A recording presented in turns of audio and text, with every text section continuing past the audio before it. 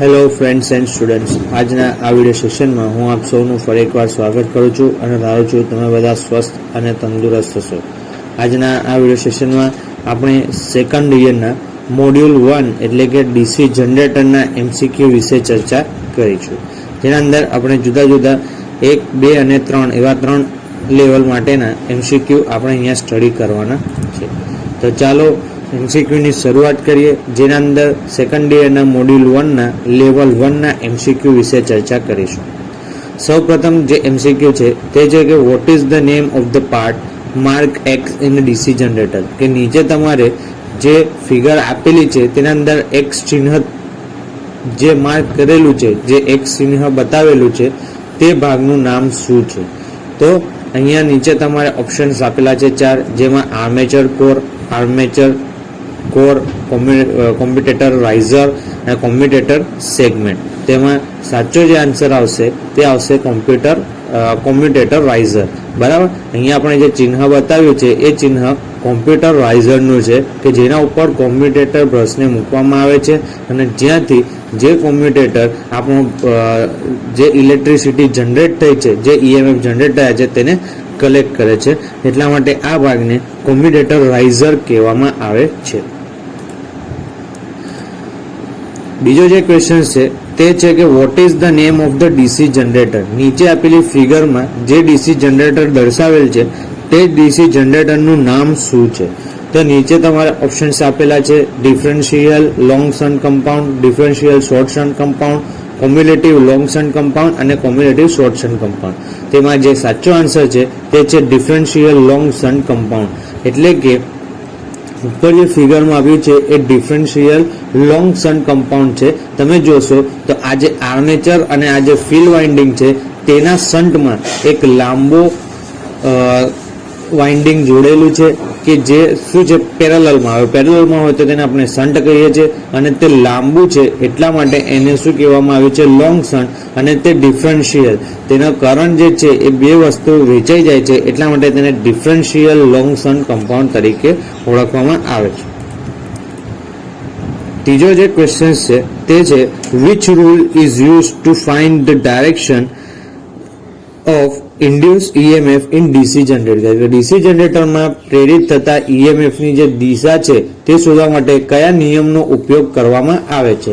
તો નીચે આપણને 4 ઓપ્શન્સ આપેલા છે, તેમાં જુદા જુદા નિયમો, કયા રૂલ પર આપણે ડીસી જનરેટરમાં ઈએમએફ ઉત્પન્ન થાય છે તે શોધી શકીએ છે. તો ફ્લેમિંગ્સના રાઇટ હેન્ડ રૂલ પરથી આપણે ડીસી જનરેટરમાં ઉત્પન્ન થતી ઈએમએફની દિશા શોધી શકીએ છે. તો આ યાદ રાખવા માટેનું એક ગોલા મેથડ છે કે ફ્લેમિંગનો લેફ્ટ હેન્ડ રૂલ અને રાઇટ હેન્ડ રૂલ, આ બે ઓપ્શન છે. ફ્લેમિંગે 2 નિયમ શોધ્યા હતા, તેનો લેફ્ટ હેન્ડ એટલે કે ડાબા હાથનો નિયમ અને જમણા હાથનો નિયમ. તો જનરેટરના અંદર જ યાદ રાખવાનું અને મોટરના અંદર ડાબો, એ પ્રમાણે તમે ઈએમએફની દિશા જાણી શકો છો. તો ફ્લેમિંગના જમણા હાથના નિયમ પરથી આપણે જનરેટરની ઈએમએફની ઉત્પન્ન થવાની દિશા શોધી શકીએ છીએ. નેક્સ્ટ જે ક્વેશ્ચન છે which formula is used to calculate the generated EMF in DC generator. DC જનરેટરમાં ઉત્પન્ન થતા EMF ની ગણતરી કરવા માટે કયા સૂત્રનો ઉપયોગ થાય છે. બરાબર, તો નીચે તમારે જુદા જુદા EMF ઇક્વેશન્સ આપેલી છે, તેમાંથી કરેક્ટ આન્સર કયો છે તે આપણે ફાઇન્ડ કરવાનો છે. તેમાં કરેક્ટ આન્સર છે C, generate EMF is equal to 5Zn/60 into PA, જેને આપણે P5Zn/60A કહીએ છીએ, કે જેના અંદર phi એ ફ્લક્સ છે, Z એ કંડક્ટરની સંખ્યા છે, N એ ટર્ન્સની સંખ્યા છે, P એ પેરેલલ પાથ છે, ને 60 એ આપણે કેટલા સેકન્ડમાં EMF જનરેટ થાય છે તેના પરથી 60 છે, અને એ છે જે પેરેલલ પાથ છે. બરાબર, તો આ પ્રમાણે આ EMF ઇક્વેશન્સ પરથી આપણે જનરેટરમાં ઉત્પન્ન થતો EMF શોધી શકીએ છીએ, જેને 5Zn/60A પરથી ઓળખવામાં આવે છે. નેક્સ્ટ જે ક્વેશ્ચન છે તે છે what is the formula to calculate back EMF of a DC generator. કે ડીસી જનરેટરના અંદર બેક EMF ઉત્પન્ન જે થાય છે તે કયા સૂત્ર પરથી શોધવામાં આવે છે. તો નીચે તમારે ચાર ઓપ્શન આપ્યા છે.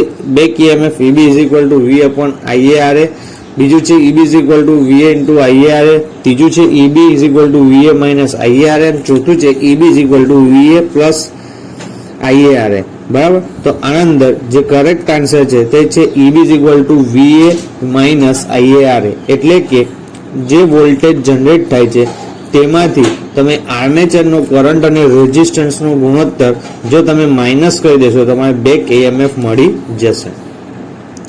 નેક્સ્ટ જે ક્વેશ્ચન છે, what is the name of the part mark X in DC generator. નીચે ફિગરમાં આપેલું X તરીકે જે માર્ક કરેલું છે તે ચિહ્ન કયા ભાગનું, તે ચિહ્નના ભાગનું નામ શું છે.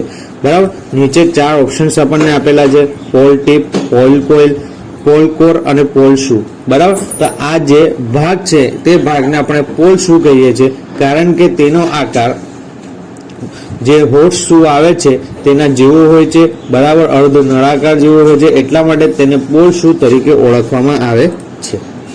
નેક્સ્ટ જે ક્વેશ્ચન છે તે છે what is the name of the DC generator. નીચે ફિગરમાં તમે જે DC જનરેટર દર્શાવેલ છે તે DC જનરેટરનું નામ શું છે. બરાબર.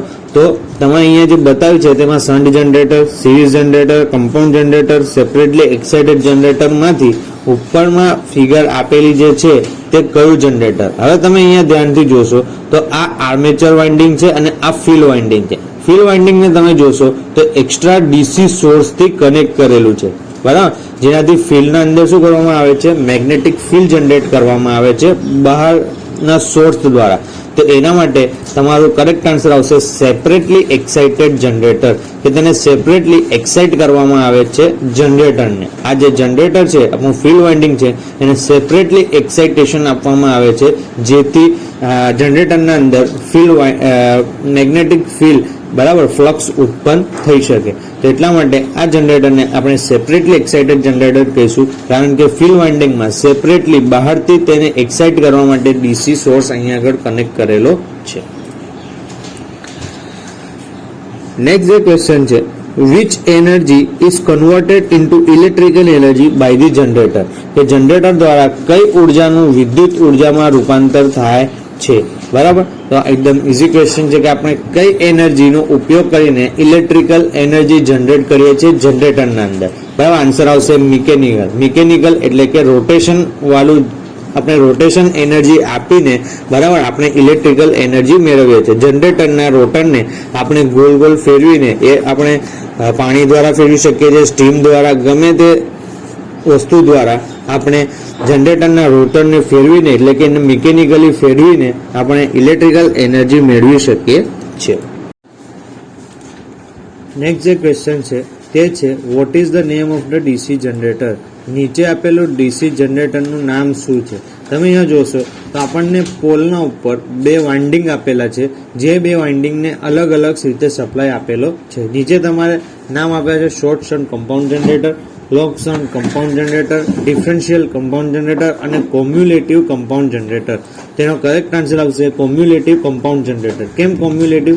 કેમ કે બે વાઇન્ડિંગ છે એટલે આપણે એમાં કરંટની ડાયરેક્શન જોવાની રહેશે, કે જો કરંટની ડાયરેક્શન અલગ અલગ હશે એટલે કે એક બાજુથી કરંટ જાય છે અને જો આ નીચેના વાઇન્ડિંગમાં બી વિરુદ્ધ દિશામાં કરંટની ડાયરેક્શન હોય તો ડિફરન્શિયલ કમ્પાઉન્ડ આવે, અને બંનેની ડાયરેક્શન સેમ છે એટલે કે બંનેના લીધે જે ફિલ્ડ જનરેટ થશે એ એક સરખી ડાયરેક્શનમાં હશે જે એકબીજાને હેલ્પ કરશે. એટલા માટે તેવા જનરેટરને આપણે કોમ્યુલેટિવ કમ્પાઉન્ડ જનરેટર કહીશું. નેક્સ્ટ જે ક્વેશ્ચન છે તે છે what is the principal of a DC generator. DC જનરેટરનો સિદ્ધાંત શું છે, કયા નિયમના ઉપર DC જનરેટર કાર્ય કરે છે. બરાબર. તો એનો નીચે આપેલા ઓપ્શનમાંથી જે કરેક્ટ આન્સર આવશે Faraday's laws of electromagnetic induction, કે મેગ્નેટિક ઇન્ડક્શનના નિયમ પર કાર્ય કરે છે, કે જ્યારે રોટરને આપણે સ્ટેટર પર સપ્લાય આપીએ છીએ અને રોટરને ફેરવીએ છીએ તો રોટરના અંદર મેગ્નેટિક ફિલ્ડ કપાવવાથી રોટરના જે કંડક્ટરો છે તેના અંદર EMF ઇન્ડ્યુસ થાય છે, જે Faraday laws of electromagnetic induction તરીકે ઓળખાય છે. તો અહીંયા આગળ કરેક્ટ આન્સર આપણો D આવશે, Faraday's laws of electromagnetic induction. Next છે કે what is the formula for a dynamically induce EMF. કે ગતિશીલ રીતે પ્રેરિત એટલે કે ઉત્પન્ન થતા EF માટેનું સૂત્ર શું છે? તેનું ફોર્મ્યુલાઝ તમે નીચે આપેલા છે કે EMF is equal to BLV, બીજું છે EMF is equal to BL sin θ, BLV sin θ અને BLV cos θ. તો જેનો કરેક્ટ આન્સર આવશે BLV sin θ, કે પ્રેરિત થતો જે ગતિશીલ એટલે કે ડાયનેમિકલી ઇન્ડ્યુસ EMF છે તે આપણે BLV sin θ પરથી શોધી શકીએ છીએ. નેક્સ્ટ ક્વેશ્ચન છે which rule is used to find the direction of magnetic field? કે ચુંબકીય ક્ષેત્રની દિશા શોધવા માટે કયો નિયમ વપરાય છે?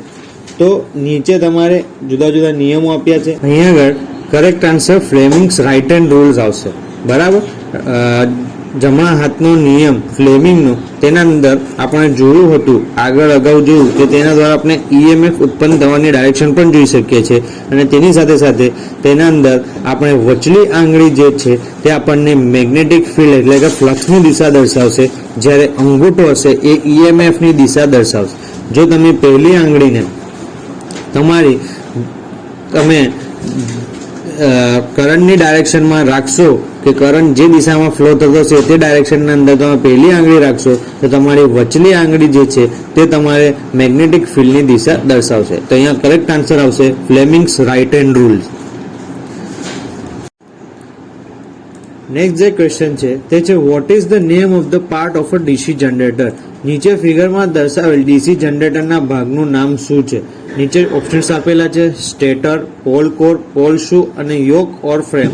તમે આ જોઈ શકો છો, આ જે ભાગ છે એ બહારની ફ્રેમ છે કે જેના ઉપર સ્ટેટરને ફિક્સ કરવામાં આવે છે, જેને આપણે શું કહીએ છીએ? યોક કહીએ છીએ. તો આપણો કરેક્ટ આન્સર આવશે યોક અથવા તો બહારની ફ્રેમ. નેક્સ્ટ જે ક્વેશ્ચન છે તે છે કે how many parallel path in duplex lap winding of a 4-pole DC generator? કે પોલ DC જનરેટરના ડુપ્લેક્સ લેપ વાઇન્ડિંગમાં કેટલા સમાંતર પાથ હોય છે? તો નીચે તમારા ઓપ્શન્સ આપ્યા છે 4, 6, 8 અને 12. બરાબર, તેના અંદરથી કરેક્ટ આન્સર જે આવશે તે છે 8. બરાબર, તેના અંદર 8 પેરેલલ પાથ હોય છે.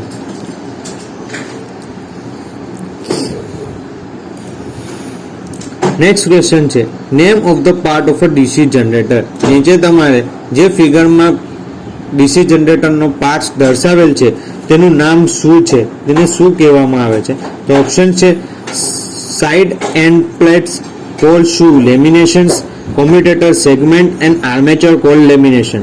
બરાબર, તમે અહીંયા જોઈ શકો છો આ રોટરનું કોર છે કે જેને ભેગી કરીને આવી પાતળી સ્ટ્રીપને ભેગી કરી એકબીજાને લેમિનેટ કરીને તેના ઉપર કોમ્યુટેટર પર તેના ઉપર આર્મેચર વાઇન્ડિંગ વીંટવામાં આવે છે, એટલા માટે આને આર્મેચર કોર લેમિનેશન કહે છે. કે જે પાતળી સ્ટ્રીપને ભેગી કરીને બનાવવામાં આવે છે અને એકબીજાને શું કરવામાં આવે છે? લેમિનેટેડ કરવામાં આવે છે, જેથી શોર્ટ ના થઈ શકે અને જેથી એડી કરંટ લોસને ઓછો કરી શકાય. તો આમ અહીંયા આગળ જે આન્સર આવશે તે આવશે આર્મેચર કોર લેમિનેશન. અહીંયા આગળ આપણે મોડ્યુલ 1ના લેવલ 1ના MCQ જોયા. હવે આપણે મોડ્યુલ 1ના લેવલ 2ના MCQ વિશે ચર્ચા કરીશું. નેક્સ્ટ જે ક્વેશ્ચન છે તે છે how interpoles are connected in a DC generator? એટલે કે DC જનરેટરમાં ઇન્ટરપોલ કેવી રીતે જોડાયેલા હોય છે? તો નીચે જે આપણે ઓપ્શન્સ આપ્યા છે એ પ્રમાણે ઇન્ટરપોલ જે હોય છે એ DC જનરેટરમાં એકબીજા સાથે સિરીઝના અંદર કનેક્ટ કરેલા હોય છે, એટલે કે ઇન સિરીઝ વિથ આર્મેચરની સાથે શ્રેણીમાં જોડેલ હોય છે. સેકન્ડ ક્વેશ્ચન જોઈએ તો એ છે what is the necessity of residual magnetism in a self excited DC generator? Self excited DC જનરેટરમાં મેગ્નેટિઝમની આવશ્યકતા શું છે? શાના માટે સેલ્ફ મેગ્નેટિઝમ આપણે સેલ્ફ એક્સાઇટેડ જનરેટરમાં જરૂર પડે છે? તો આન્સર આવશે બિલ્ડઅપ ધ વોલ્ટેજને બનાવવા માટે આપણે સેલ્ફ એક્સાઇટેડ રેસિડ્યુઅલ મેગ્નેટિઝમની જરૂર પડે છે. નેક્સ્ટ જે ક્વેશ્ચન છે તે છે which are the 2 points that the brush connect resistance measured in DC machine? DC મશીનમાં બ્રશ સંપર્ક પ્રતિરોધ આપવામાં આવતા 2 બિંદુઓ કયા છે? બરાબર, કયા 2 બિંદુઓ વચ્ચે આપણે રેઝિસ્ટન્સને માપી શકીએ છીએ? તો આન્સર આવશે resistance between brush and commutator અને બ્રશ વચ્ચે આપણે રેઝિસ્ટન્સને એડ કરી શકીએ છીએ કે ત્યાં એને શું કરી શકીએ છીએ, આપણે ત્યાં કનેક્ટ કરી શકીએ છીએ. નેક્સ્ટ જે ક્વેશ્ચન છે, which voltage drop is indicate in the portion mark as x. નીચે આપેલી ફિગરના અંદર તમે જે જગ્યાએ એક્સ માર્ક કરેલું છે ત્યાં જે વોલ્ટેજ ડ્રોપ થાય છે તેને શું કહેવામાં આવે છે અને તે વોલ્ટેજ ડ્રોપ શાના લીધે થાય છે, તે શું કહેવામાં આવે છે નહીં પણ એ વોલ્ટેજ ડ્રોપ શાના લીધે થાય છે તે વસ્તુ આપણે અહીંયા આપેલા ઓપ્શનમાંથી કરેક્ટ કરવાની છે. કે અહીંયા જે એક્સ દર્શાવેલો છે આ જે ચિહ્નના અંદર જે આટલા વોલ્ટેજ ડ્રોપ થયા એ શાના લીધે થયા, તો આનો આન્સર આવશે આર્મેચર વોલ્ટેજ ડ્રોપ. કે જ્યારે આર્મેચરના અંદર રિએક્શન ડ્રોપ થાય છે, બરાબર, આર્મેચર રિએક્શન થાય છે, એ આર્મેચર રિએક્શનના લીધે જે ડ્રોપિંગ આવે છે તે આ ડ્રોપિંગ છે, બરાબર, જેને આર્મેચર રિએક્શન કહે છે. નેક્સ્ટ ક્વેશ્ચન છે, what is the name of the compound generator if the shunt field is connected in parallel with armature. જો શન્ટ ક્ષેત્રે આર્મેચર સાથે સમાંતરમાં જોડાયેલ હોય તો સંયોજન જનરેટરનું નામ શું છે? તો આન્સર આવશે શોર્ટ શન્ટ કમ્પાઉન્ડ. બરાબર, કે જ્યારે આપણા કમ્પાઉન્ડ જનરેટરના અંદર શન્ટ ફિલ્ડ વાઇન્ડિંગને આર્મેચરની સાથે પેરેલલમાં કનેક્ટ કરેલું હોય તો તેવા જનરેટરને આપણે શોર્ટ શન્ટ કમ્પાઉન્ડ કહીશું. નેક્સ્ટ જે ક્વેશ્ચન છે તે છે, why the armature core of a DC generator is laminated. કે આર્મેચર કોડને શાના માટે લેમિનેટ કરવામાં આવે છે, આર્મેચર કોડને એકબીજાથી શાના માટે લેમિનેટ કરવામાં આવે છે? તો આપણે આગળ ભણી ગયા કે એના અંદર બે લોસીસ થાય છે, હિસ્ટેરિસિસ અને બીજો આવશે એડી કરંટ. તો હિસ્ટેરિસિસ એ શાના લીધે થાય? તો કે એના એરિયાના લીધે, બરાબર, પણ એડી કરંટ શાના લીધે થાય છે? કે એકબીજાના લીધે શોર્ટ થવાથી. તો એનો મતલબ કે અહીંયા આગળ જે આન્સર આવશે કોડને એકબીજાથી લેમિનેટ કરવાનું રીઝન શું છે? કે reduced eddy current loss. Eddy current લોસને ઓછા કરવા માટે એકબીજાથી શું કરવામાં આવે છે? લેમિનેટેડ કરવામાં આવે છે. જ્યારે હિસ્ટેરિસિસ લોસ માટે શું કરવામાં આવે છે? નાની નાની કોડની પાતળી સ્ટ્રીપ બનાવવામાં આવે છે. આ વસ્તુ ધ્યાન રાખવાનું. હિસ્ટેરિસિસ અને એડી કરંટ લોસના ઉપર ક્વેશ્ચન્સ પૂછાઈ શકે છે. નેક્સ્ટ ક્વેશ્ચન છે, why armature resistance of a DC generator is very low. DC જનરેટરનો આર્મેચર પ્રતિરોધ શા માટે ખૂબ જ ઓછો હોય છે? તો આન્સર આવશે કે reduce armature voltage drop. Armature voltage ડ્રોપને રિડ્યુસ કરવા માટે આપણે રેઝિસ્ટન્સને શું રાખીએ છીએ? ઓછો રાખીએ છીએ. નેક્સ્ટ જે ક્વેશ્ચન છે તે છે, why the DC generator should run in clockwise direction only. DC જનરેટરને કેમ માત્ર ને માત્ર ક્લોકવાઇઝ ડાયરેક્શનમાં એટલે કે ઘડિયાળની દિશામાં જ ફેરવવામાં આવે છે? કારણ કે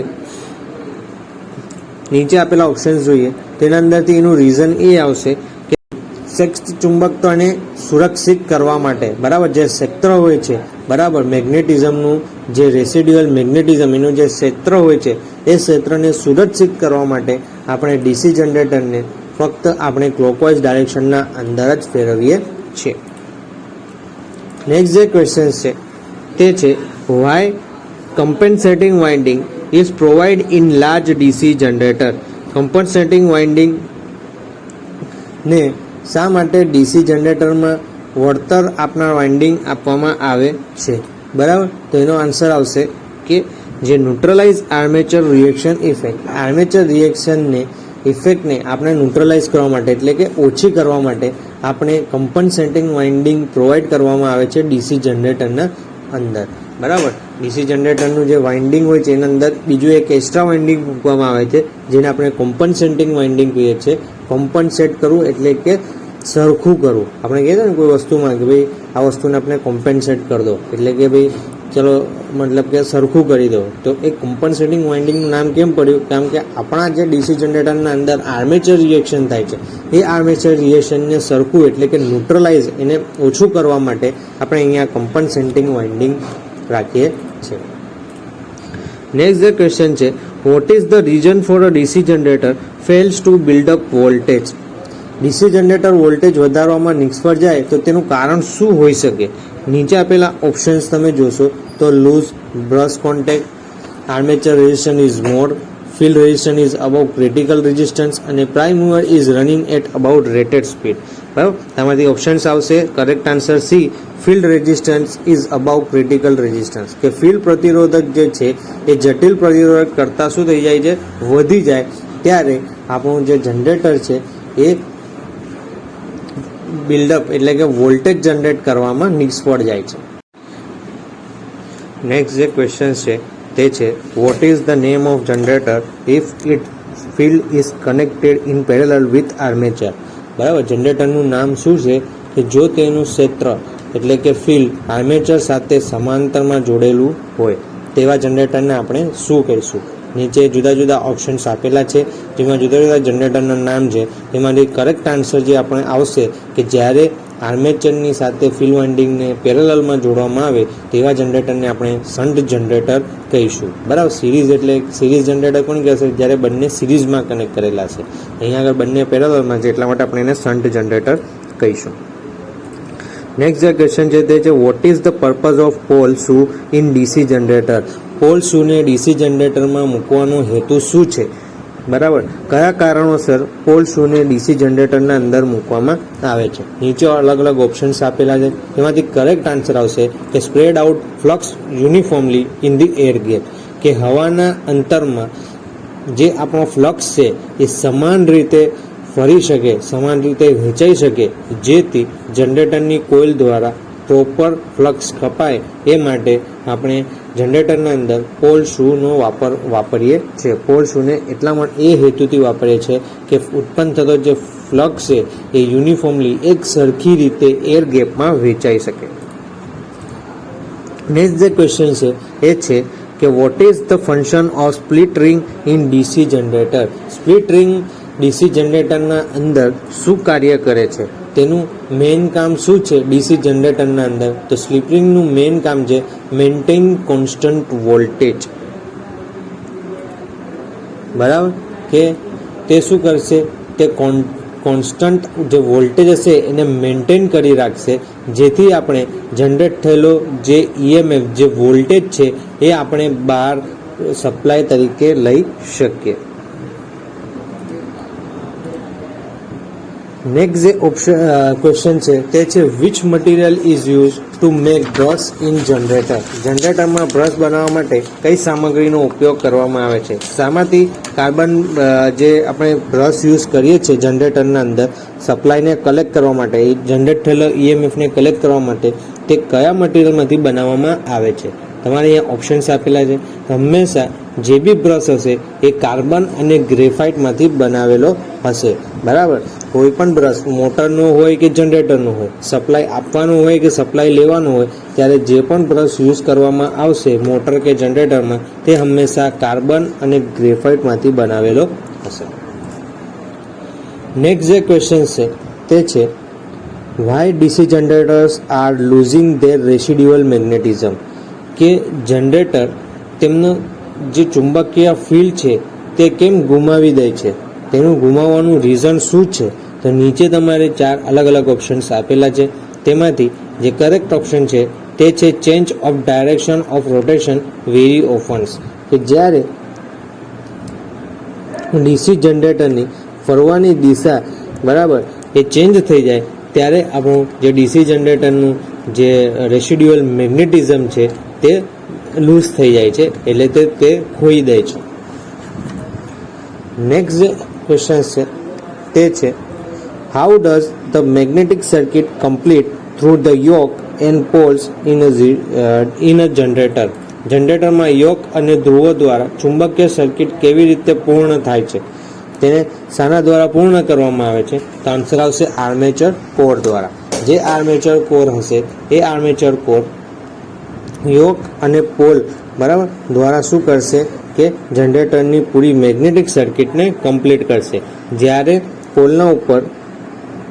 પોલને યોક ઉપર ફિટ કરવામાં આવશે અને તેના લીધે જે મેગ્નેટિક ફિલ્ડ જનરેટ થશે એ મેગ્નેટિક ફિલ્ડ આર્મેચર કોર સાથે કપાશે અને જેના લીધે આપણી મેગ્નેટિક સર્કિટ કમ્પ્લીટ થશે અને ઈએમએફ જનરેટ થશે. તો આમ આન્સર આવશે આર્મેચર કોર. નેક્સ્ટ જે ક્વેશ્ચન છે તે છે why the terminal voltage decrease if load increases in DC shunt generator. કે ડીસી જનરેટરના અંદર લોડ વધે તો ટર્મિનલ વોલ્ટેજ કેમ ઘટે છે, બરાબર. લોડમાં વધવાની સાથે ટર્મિનલ વોલ્ટેજ ઘટવાનું રીઝન શું છે, તો એનો જવાબ આવશે કે because of armature reaction effect. કે જનરેટરના અંદર જે આર્મેચર રિએક્શન ઇફેક્ટ થાય છે, બરાબર, તે ઇફેક્ટના લીધે જ્યારે પણ જનરેટરના ઉપર લોડ વધશે ત્યારે તેમાં જનરેટ થતો જે ઈએમએફ છે, જે વોલ્ટેજ છે, એ શું થઈ જશે, ડિક્રીઝ થશે.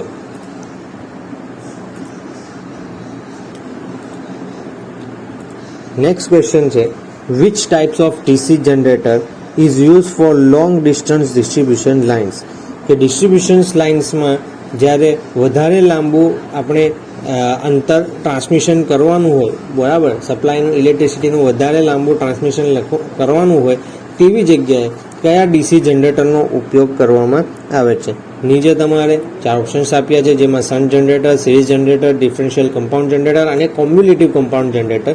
તેના અંદર કરેક્ટ આન્સર આવશે કોમ્યુલેટિવ કમ્પાઉન્ડ જનરેટર. એવું જનરેટર કે જેના અંદર તમારે જે વાઇન્ડિંગ છે એ કોમ્યુલેટિવ હશે, એટલે કે જે શું હશે, લોડને શેરિંગ કરી શકશે, બરાબર. તેવા જનરેટરનો ઉપયોગ આપણે લોંગ ડિસ્ટન્સ ડિસ્ટ્રીબ્યુશન લાઇન માટે ઉપયોગ કરીશું. કે જ્યારે લાંબી જગ્યાએ આપણે ઇલેક્ટ્રિસિટીનું ટ્રાન્સમિટ કરવાનું હશે ત્યારે આપણે ડીસી જનરેટરના અંદર કોમ્યુલેટિવ કમ્પાઉન્ડ જનરેટરનો યુઝ કરીશું.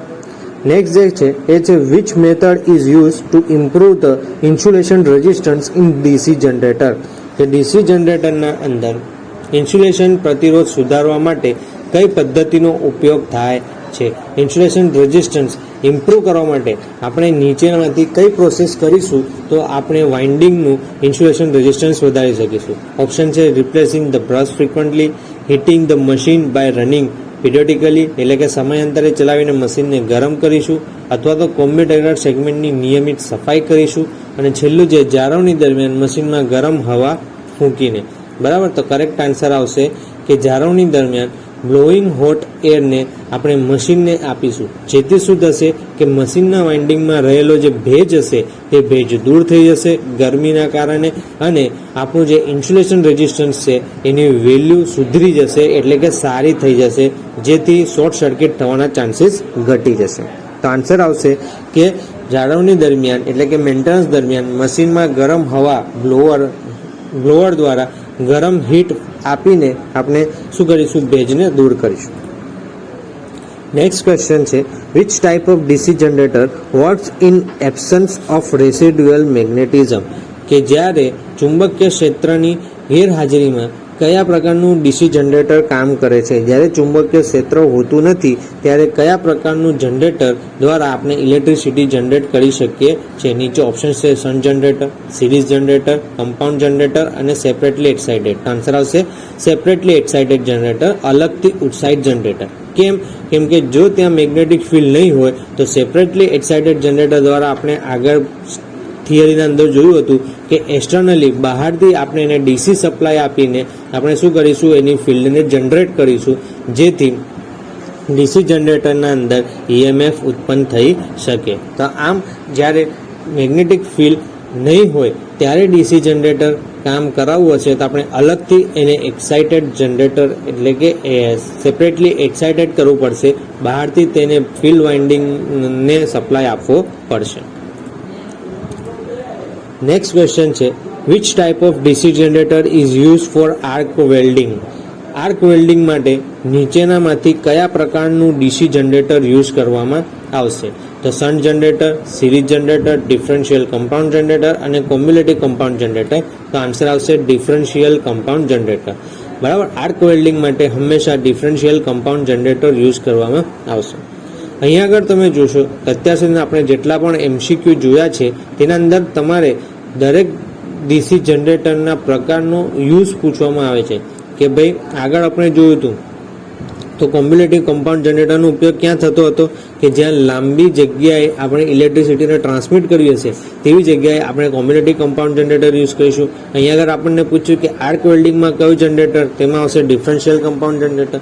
એ જ પ્રમાણે શન્ટ અને સિરીઝ જનરેટરના પણ ઉપયોગ આપણને ખબર હોવા જોઈએ. તો આમ દરેક જેટલી બી ટાઈપ્સ છે જનરેટરની, તે દરેક જનરેટરની ટાઈપ્સનો ક્યાં ઉપયોગ થાય છે તે આપણને ખબર હોવી જોઈએ. નેક્સ્ટ જે ક્વેશ્ચન છે, what is the property of wave winding in DC generator? DC જનરેટરમાં વેવ વાઇન્ડિંગનું ગુણ શું છે? વેવ વાઇન્ડિંગથી આપણે શું ફાયદો થાય છે? તો આન્સર આવશે લો કરંટ હાઈ વોલ્ટેજ.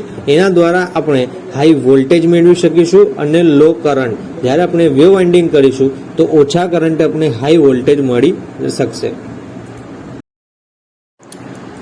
નેક્સ્ટ જે ક્વેશ્ચન છે તે છે કે what is the purpose of resistance wire used in the commutator connection in DC generator? તો ડીસી જનરેટરમાં કોમ્યુટેટર કનેક્શનમાં વપરાતા રેઝિસ્ટન્સ વાયરનો હેતુ શું છે? તમે અહીંયા જોઈ શકો છો, આ જે કોમ્યુટેટર અહીંયા બતાવ્યું છે તેમાં આ જે રેઝિસ્ટન્સ જોડવામાં આવે છે એ રેઝિસ્ટન્સ જોડવાનું કારણ શું છે? કેમ કોમ્યુટેટર પર રેઝિસ્ટન્સ જોડવામાં આવે છે? તમારા ઓપ્શન્સમાં આપેલા છે સતત વોલ્ટેજ જાળવી રાખવા માટે, બીજું છે સ્ટેટિકલી પ્રેરિત ઈએમએફને રદ કરી રહ્યું છે, ત્રીજું વધારતી સ્થિર પ્રેરિત ઈએમએફ એટલે કે ઇન્ક્રીઝિંગ સ્ટેટિકલી ઇન્ડ્યુસ ઈએમએફ માટે, અથવા તો smooth reversal of current direction એટલે કરંટ ડાયરેક્શનનું સરળ રિવર્સલ માટે આપણે અહીંયા રેઝિસ્ટન્સ એડ કરીએ છીએ. તો આન્સર આવશે કરંટ દિશાનું સરળ રિવર્સલ માટે, બરાબર, smooth reversal of current direction.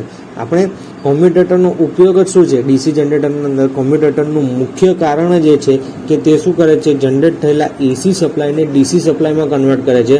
એટલે કે જ્યારે નેગેટિવ સાયકલ આવે છે ત્યારે કોમ્યુટેટર આપણને બહારની સાઈડ ડીસી એટલે કે નેગેટિવ સાયકલ દરમિયાન પણ પોઝિટિવ સાયકલ ના અંદર જે કરંટ ડાયરેક્શન હોય છે તે કરંટની ડાયરેક્શન લોડના અંદરથી રહે તે પ્રમાણેનો કરંટ બહાર આપે છે. તે માટે આપણે જે રિવર્સલ કરંટ જે કોમ્યુટેટર દ્વારા મેળવવામાં આવે છે તે સ્મૂથલી મળી રહે તેના માટે આપણે કોમ્યુટેટર પર અહીંયા રેઝિસ્ટન્સ કનેક્ટ કરવામાં આવે છે. નેક્સ્ટ જે ક્વેશ્ચન છે તે છે why solid pole shoes are use in DC generator? DC જનરેટરના અંદર સોલિડ એટલે કે કડક પોલ શૂઝનો ઉપયોગ શા માટે થાય છે? બરાબર, તો તેનો ઉપયોગ આપણે કેમ સોલિડ પોલ શૂનો ઉપયોગ કરીએ છીએ? તો નીચે આપેલા ઓપ્શન્સમાંથી જે કરેક્ટ આન્સર આવશે તે છે to reduce the reluctance of magnetic path, કે ચુંબકીય માર્ગની અનિચ્છા ઘટાડવા. બરાબર, રિલેક્ટન્સ એટલે કે મેગ્નેટિક ફિલ્ડના અંદર જે મેગ્નેટિક પાથ હોય છે તેનું રિલક્ટન્સ એટલે કે મેગ્નેટિક ફિલ્ડને જે ઘટાડવાનો ગુણ હોય એને રિલક્ટન્સ કહેવાય. તો એ ગુણ આપણી મેગ્નેટિક ફિલ્ડ વધારે પ્રમાણમાં જનરેટ થઈ શકે, બરાબર, જેટલી મેગ્નેટિક ફિલ્ડ વધારે જનરેટ થશે એટલો વધારે ઈએમએફ ઉત્પન્ન થશે. તો એ હેતુથી આપણે શું કરીએ છીએ કે સોલિડ પોલ શૂનો ઉપયોગ કરીએ છીએ. નેક્સ્ટ ક્વેશ્ચન છે which metal is used to make large capacity DC generator yoke? મોટી ક્ષમતાના ડીસી જનરેટરના અંદર યોક બનાવવા માટે કઈ ધાતુનો ઉપયોગ કરવામાં આવે છે? તો નીચે આપેલા ઓપ્શનમાં cast iron, soft iron, aluminium અને રોલ્ડ સ્ટીલ. તો આન્સર આવશે રોલ્ડ સ્ટીલ. જ્યારે મોટા પ્રમાણના જનરેટરના અંદર યોક બનાવવામાં આવશે તો એ યોક જે હશે એ યોક રોલ્ડ સ્ટીલનું બનાવેલું હશે. નેક્સ્ટ ક્વેશ્ચન છે what is the function of split ring in a DC generator? DC જનરેટરના અંદર સ્પ્લિટ રિંગનું કામ શું છે? સ્પ્લિટ રિંગ શું કાર્ય આપે છે? તો તેનો આન્સર આવશે max output in the uni directions, કે યુની ડાયરેક્શનના અંદર આઉટપુટ બનાવવા માટે આપણે સ્લિપ રિંગનો ઉપયોગ કરીશું. તો સ્લિપ રિંગનો ઉપયોગ આપણે ડીસી જનરેટરના અંદર શાના માટે કરીએ છીએ તો તમે અહીંયા ખ્યાલ આવી ગયો છે. નેક્સ્ટ ક્વેશ્ચન જે છે તે છે which type of voltage is induce dynamically in a DC generator? કે ડીસી જનરેટરમાં કયા પ્રકારના વોલ્ટેજ ગતિશીલ રીતે પ્રેરિત થાય છે? નીચે આપણે 4 ઓપ્શન્સ છે જેના અંદર pulsating voltage, oscillating voltage, alternating voltage અને ડાયરેક્ટ કરંટ વોલ્ટેજ. તો આપણો આન્સર જે આવશે અલ્ટરનેટિંગ વોલ્ટેજ, કે ડીસી જનરેટરના અંદર ઉત્પન્ન થતો જે વોલ્ટેજ છે તે કયો હશે? Alternating voltage. હંમેશા કોઈ પણ જનરેટર હોય બરાબર, તેના અંદર વોલ્ટેજ જે જનરેટ થશે એ અલ્ટરનેટિંગ જ હશે. પણ ડીસી જનરેટરના અંદર કોમ્યુટેટર દ્વારા આપણે એસી એટલે અલ્ટરનેટિંગ વોલ્ટેજનું આપણે ડાયરેક્ટ કરંટ વોલ્ટેજના અંદર ટ્રાન્સફર કરીએ છીએ. આ વસ્તુ યાદ રાખવાની. નેક્સ્ટ જે ક્વેશ્ચન છે તે છે what is the purpose of slot mark as a x. નીચે જે ફિગરના અંદર તમારે જે સ્લોટનો માર્ક કરીને બતાવ્યું છે એ સ્લોટનો હેતુ શું છે? ડીસી જનરેટરના અંદર તેઓ સ્લોટ કોડના અંદર કેમ મૂકવામાં આવે છે? તો તેનું કારણ છે to fix the keyway. બરાબર, કી વે એટલે કે એ કોડને બધાને એક સાથે લોક કરવા માટે, બરાબર, તે પોતાની પોઝિશન પર હલી ન જાય, બરાબર, તે માટે લોક કરવા માટે, ફિક્સ કરવા માટે અહીંયા કી જોડે એને જે રોટર હોય એ રોટર પર તમે એને ફિટ કરી શકો, તે એની પોઝિશનમાંથી હલી ન શકે તે માટે તેને આ રીતના તમારા ખાંચા પાડેલા હોય છે. નેક્સ્ટ જે ક્વેશ્ચન છે તે છે what is the purpose of field coil in DC generator. DC જનરેટરમાં ફિલ્ડ કોઇલનો હેતુ શું છે? ફિલ્ડ કોઇલ આપણે શા માટે વાપરીએ છીએ? આપણે બધા જાણીએ છીએ કે ફિલ્ડ કોઇલનું કાર્ય શું છે? ચુંબકીય ક્ષેત્રને ઉત્પન્ન કરવાનું, જેથી આપણે ફ્લક્સ ઇન્ડ્યુસ કરી શકીએ અને ફ્લક્સ રોટર દ્વારા કપાઈને EMF જનરેટ થઈ શકે. તો આન્સર આવશે to magnetise the pole to produce the coil flux.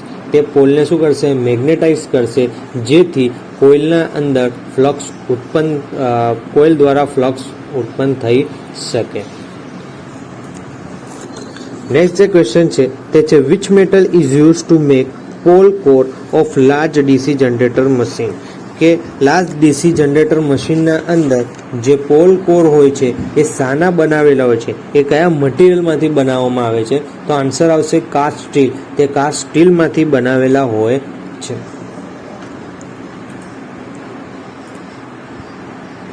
Next જે ક્વેશ્ચન છે તે છે why the pole core stamping are laminated in a DC generator.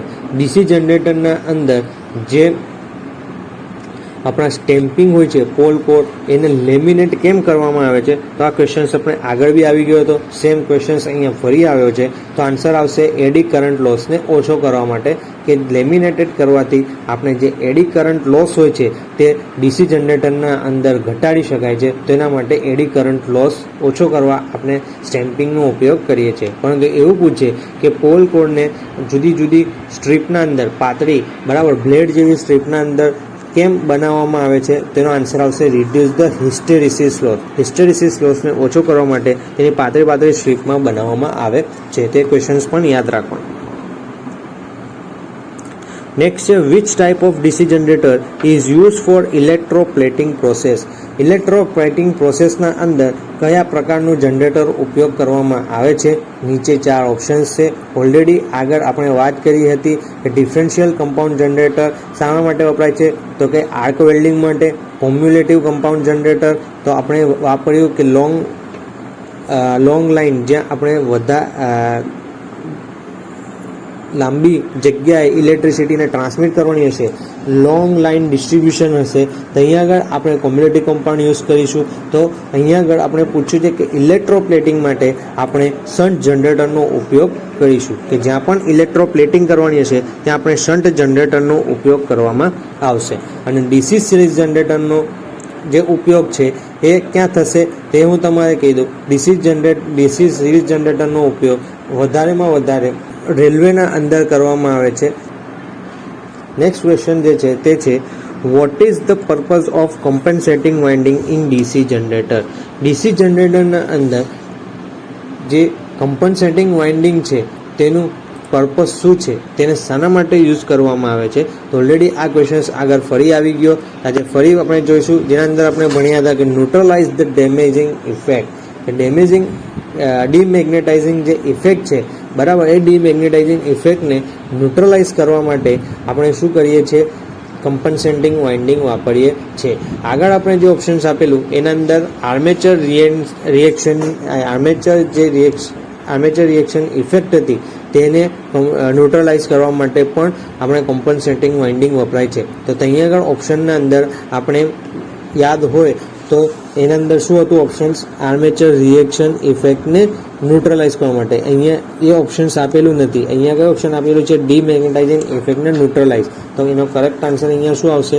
ડીમેગ્નેટાઇઝિંગ ઇફેક્ટને neutralise. એટલે કમ્પનસેટિંગ વાઇન્ડિંગથી બે ઇફેક્ટને ન્યુટ્રલાઇઝ કરી શકાય, એક ડીમેગ્નેટાઇઝિંગ અને આર્મેચર રિએક્શન. આ વસ્તુ યાદ રાખો. તો અહીંયા આગળ આપણે મોડ્યુલ 1ના લેવલ 2 MCQ જોયા. હવે આપણે મોડ્યુલ 1ના લેવલ 3ના MCQ વિશે ચર્ચા કરીશું. નેક્સ્ટ જે ક્વેશ્ચન છે તે છે કે what is the effect of the shunt field resistance is about critical resistance value in a DC generator. કે DC જનરેટરના અંદર જે શન્ટ ફિલ્ડ રેઝિસ્ટન્સ છે એમાં જે ક્રિટિકલ રેઝિસ્ટન્સ છે તે રેઝિસ્ટન્સની વેલ્યુને ઉપર હોય, ક્રિટિકલ વેલ્યુ કરતાં ઉપર હશે તો તેના ઉપર શું અસર થાય છે? તો નીચે આપેલા ઓપ્શન્સમાંથી તેનું કરેક્ટ આન્સર આવશે generator fails to build up the voltage. કે આપણું જે જનરેટર છે એ વોલ્ટેજને બિલ્ડઅપ કરી શકશે નહીં. ક્યારે? કે જ્યારે આપણું shunt field resistance critical resistance વેલ્યુથી ઉપર જશે ત્યારે. તેની વસ્તુની ધ્યાન રાખવાની કે ક્યારે આપણા જનરેટર DC વોલ્ટેજ બિલ્ડઅપ નહીં કરી શકે. બીજું જે ક્વેશ્ચન છે તે છે what is the effect of armature reaction in DC generator. DC જનરેટરમાં આર્મેચર રિએક્શનની અસર શું છે? આર્મેચર રિએક્શન અસર કોને કહેવાય? તેનો આન્સર આવશે આઉટપુટ વોલ્ટેજ ડિક્રીઝિસ. કે જ્યારે આઉટપુટ વોલ્ટેજ ડિક્રીઝ થવા લાગશે, આપણા જે જનરેટ થયેલા EMF છે એ EMF ડિક્રીઝ થશે ત્યારે આપણે શું કરીશું? એવું માનીશું કે આર્મેચર રિએક્શનની ઇફેક્ટ જનરેટ થઈ. નેક્સ્ટ જે ક્વેશ્ચન છે તે છે કે calculate the EMF generator in a 4-pole DC generator with simplex wave wound armature has 1020 conductors and driving at a speed of 1500 RPM. The flux per pole is 0.07 webers. બરાબર. અહીંયા તમારે એક example આપ્યો છે કે જ્યારે સિમ્પ્લેક્સ વેવ આર્મેચર વાઇન્ડિંગ છે તે 4 પોલનું બનેલું છે અને તેના અંદર 120 કંડક્ટર આપેલા છે, 1500 RPM છે અને ફ્લક્સ આપેલો છે. તો તમારે અહીંયા ઇન્ડ્યુસ થતો EMF શોધવાનો છે. તેનું ફોર્મ્યુલા આપણને ખબર જોઈએ. એનું ફોર્મ્યુલા જે છે તે છે કે EB = 5Z NP/60A. બરાબર. આપણે જાણીએ છીએ કે જે EMF જનરેટ થાય છે એ EMFનું ફોર્મ્યુલા છે 5Z NP/60A, જ્યાં 5 એ ફ્લક્સ છે, Z એ કંડક્ટર, N એ શું છે? RPM, P એ પેરેલલ પાથ અને 60A માં એ છે એ પેરેલલ પાથની સંખ્યા છે. બરાબર. તો હવે અહીંયા આપણે વેલ્યુ પુટઅપ કરી. મેં ફ્લક્સની જગ્યાએ 0.07 લખ્યું. બરાબર. કંડક્ટરની 1020. બરાબર. RPM આપણે અહીંયા આપેલા છે 1500 RPM અને 4 પોલ માટેનું વાઇન્ડિંગ છે એટલે અહીંયા 4 અને અહીંયા વેવ વાઇન્ડિંગ હોવાથી પેરેલલ પાથ કેટલા આવશે? 2. તમે આને પ્રોબ્લેમને સોલ્વ કરશો, એનું કેલ્ક્યુલેશન કરશો એટલે તમારો આન્સર આવશે 357V. અહીંયા આપણો આન્સર C તરીકે આપેલો છે 357V. બરાબર. તો આ એક્ઝામ્પલનો જે વેલ્યુ છે એ આવશે 357 વોલ્ટ. તો આ પ્રમાણે તમારે પ્રોબ્લેમ સોલ્વ કરવો પડશે, જેના માટે તમારે ઇક્વેશન્સ EMF ઇક્વેશન્સ યાદ રાખવી પડશે. નેક્સ્ટ જે ક્વેશ્ચન છે તે છે કે how the effect of armature reaction can be neutralised in large DC generator. કે મોટા DC જનરેટરમાં આર્મેચર રિએક્શનની અસરને ન્યુટ્રલાઇઝ કરવા એટલે કે દૂર કરવા માટે આપણે શું કરીશું? તો આન્સર આવશે યુઝિંગ કોમ્પન્સેટિવ વાઇન્ડિંગ. બરાબર. આ ક્વેશ્ચન્સ આપણે આગળ જોઈ ગયા હતા. ત્યાં અંદર ફેરવીને પૂછવામાં આવ્યું હતું કે કોમ્પન્સેટિવ વાઇન્ડિંગ શાના માટે વાપરવામાં આવે છે અને તેનો આન્સર થતો હતો કે આર્મેચર રિએક્શનને ન્યુટ્રલાઇઝ કરવા માટે. અહીંયા આન્સરને ક્વેશ્ચન્સ બનાવી દીધો કે આર્મેચર રિએક્શનને ન્યુટ્રલાઇઝ કરવા માટે આપણે શું કરીશું? તેનો આન્સર શું આવશે? Using compensating winding. નેક્સ્ટ જે ક્વેશ્ચન છે તે છે what is the effect in DC generator if it is kept ideal for long time. કે DC જનરેટરમાં શું અસર થાય છે જો તેને લાંબા સમય સુધી આદર્શ રાખવામાં આવે, એટલે કે આઈડિયલ કન્ડિશનમાં જો DC જનરેટરને લાંબા સમય સુધી રાખવામાં આવે તો DC જનરેટરના ઉપર શું ઇફેક્ટ થશે? બરાબર. તો તેનો આન્સર આવશે કે તેના અંદર રેસિડ્યુઅલ મેગ્નેટિઝમ જે છે તેનો લોસ વધી જશે, એટલે કે તે ચુંબકત્વ જે હશે બરાબર એ ચુંબકત્વ શું થઈ જશે ગુમાવી દેશે લાંબા સમય સુધી જનરેટરને જો આમ જ આઈડિયલ કન્ડિશનમાં મૂકી રાખવામાં આવે તો ડીસી જનરેટરના અંદર જે રેસિડ્યુઅલ મેગ્નેટિઝમ જે મેગ્નેટ આપણે યુઝ કર્યું છે તે મેગ્નેટ તેનું મેગ્નેટિઝમ પોતાનું જે પાવર છે તે પાવર શું કરી દેશે નષ્ટ તેનો પાવર ધીમે ધીમે નષ્ટ થઈ જશે એટલા માટે હંમેશા ડીસી જનરેટરને આઈડિયલ કન્ડિશનમાં લાંબા સમય સુધી રાખવામાં આવતું નથી તો અહીં આગળ ઓપ્શન્સ આવશે correct answer lose is residual magnetism જો લાંબા સમય સુધી જનરેટરને આઈડિયલ કન્ડિશનમાં રાખવામાં આવશે તો આઈડિયલ કન્ડિશનના અંદર જે જનરેટર છે તે જનરેટર તેનું ચુંબકત્વ ગુમાવી દેશે નેક્સ્ટ જે ક્વેશ્ચન છે તે છે calculate the induced EMF of 4-pole dynamo having 1000 rpm lap wound and total number of conductor is 600 the flux pole is 0.064 weber બરાબર ઉપરના મુજબ પણ અહીંયા આગળ એક આપણને એક્ઝામ્પલ આપેલો છે એ એક્ઝામ્પલના અંદર આપણને આરપીએમ આપેલા છે તેના પોલ આપેલા છે તે ફ્લક્સ આપેલો છે વાહકની સંખ્યા આપેલી છે અને લેપ પાઉન્ડ કીધું છે તો લેપ પાઉન્ડના અંદર એ કેટલા આવશે જેટલા પોલની સંખ્યા તેટલા જ શું આવશે પેરેલલ પાથ તો અહીંયા પોલની સંખ્યા 4 છે તો અહીંયા 4 આવશે તો આપણે ફોર્મ્યુલા અહીંયા પુટઅપ કરીને જોઈએ આન્સર શું આવશે આપણે અહીંયા આગળ ફોર્મ્યુલા પુટઅપ કરીશું ફોર્મ્યુલા આવશે EB = 5Z/NP/60A વેલ્યુ પુટઅપ કરીશું ફ્લક્સ છે 0.064 Z એટલે કે કંડક્ટરની સંખ્યા છે 600 N એટલે કે સ્પીડ આપણી છે 1000 અને પોલ છે 4 60A તો 60 ગુણ્યા A = 4 લીધા કારણ કે અહીંયા લેપ વાઇન્ડિંગ છે લેપ વાઇન્ડિંગના અંદર હંમેશા જે આપણા પેરેલલ પાથ છે એ જેટલા આપણા પોલ હશે તેટલા હોય છે જ્યારે વેવ વાઇન્ડિંગના અંદર હંમેશા પેરેલલ પાથ 2 જ હોય ગમે તેટલા પોલ હોય તો આપણે એને સોલ્વ કરીશું કેલ્ક્યુલેશન કરતા આન્સર આવશે EB = 640 વોલ્ટ જે આપણો આન્સર થશે ડી 640 વોલ્ટ તો આમ EMF ઇક્વેશન પરથી આપણે કેલ્ક્યુલેશન કરીને ફાઇન્ડ કરી શકીએ છીએ નેક્સ્ટ જે ક્વેશ્ચન છે તે છે what is the effect on induced EMF if the main field flux get destroyed in DC generator કે જ્યારે ડીસી જનરેટરમાં મુખ્ય ફિલ્ડ ફ્લક્સ બરાબર જો નષ્ટ પામે તો તેની EMFના ઉપર શું ઇફેક્ટ થાય છે તેના ઉપર શું અસર થાય છે તો આન્સર આવશે ઇન્ડ્યુસ્ડ EMF ઇઝ ડિક્રીઝ જો તમારી મેઇન ફિલ્ડ બરાબર રિડ્યુસ થશે મેઇન ફિલ્ડના અંદર જો ડિસ્ટર્બન્સ આવશે બરાબર એ ડિસ્ટ્રોય થઈ જશે તો જે EMF ઇન્ડ્યુસ થાય છે તે EMF ઇન્ડ્યુસ થવાના ડિક્રીઝ થઈ જશે એટલે કે પ્રેરિત થતા EMF ઘટવા લાગશે નેક્સ્ટ જે ક્વેશ્ચન છે તે છે what is the causes for heavy sparking in brush of DC generator DC જનરેટરના બ્રશમાં ભારે સ્પાર્કિંગ થવાનું કારણ શું છે બરાબર ત્યારે બ્રશના ઉપર ભારે સ્પાર્કિંગ તમારે જોવા મળશે તે શાના લીધે થાય છે તે કારણ શું છે તો આન્સર આવશે MNA અને GNA ની પોઝિશન જો બદલાઈ જશે જો ચેન્જ થઈ જશે તો તમારે બ્રશના ઉપર ભારે સ્પાર્કિંગ જોવા મળશે તો આમ અહીંયા આગળ આપણે મોડ્યુલ 1 એટલે કે ડીસી જનરેટરના આપણે ઓબ્જેક્ટિવ ક્વેશ્ચન્સ જોયા આશા કરું છું તમારે દરેક MCQ સમજમાં આવી ગયા હશે જો સમજમાં ન આવ્યા હોય તો તમે નીચે કોમેન્ટ બોક્સમાં કોમેન્ટ કરીને પૂછી શકો છો તમારે સમજાવવાનો પૂરો પ્રયત્ન કરીશ અને નવા MCQ અને નવા ચેપ્ટર સાથે ફરી મળીશું ત્યાં સુધી સ્વસ્થ રહેજો તંદુરસ્ત રહેજો અગર વિડીયો પસંદ આવ્યો હશે તો વિડીયોને લાઈક કરી દેજો તમારા દોસ્ત અને યાર સાથે તેને ખૂબ શેર કરજો અને જો તમારે કોઈ પણ અસમજણ યા ડિફિકલ્ટીઝ હોય તો તમે નીચે કોમેન્ટ કરીને જણાવી શકો છો અને જો તમે અમારી ચેનલને સબસ્ક્રાઈબ ન કરી તો સબસ્ક્રાઈબ કરી લેજો અને નોટિફિકેશન મેળવવા માટે ઓલ બેલ આઇકોન પર ક્લિક કરી દેજો અહીંયા વિડીયોનો અંત કરીએ છીએ નવા વિડીયો સાથે ફરી મળીશું ત્યાં સુધી સ્વસ્થ રહો તંદુરસ્ત રહો